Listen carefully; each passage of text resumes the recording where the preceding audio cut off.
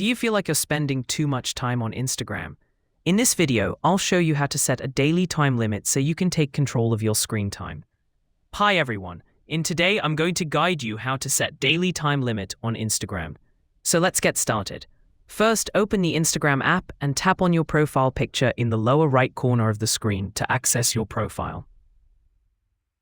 Tap on the three horizontal lines in the top right corner. Then select Settings. Now from here, select your activity.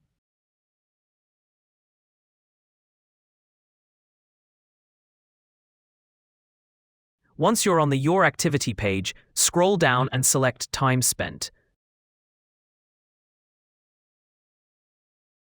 Now, tap on Set Daily Time Limit. Choose the amount of time you want to spend on Instagram each day before receiving a reminder. Finally, tap on the Done button. And that's it.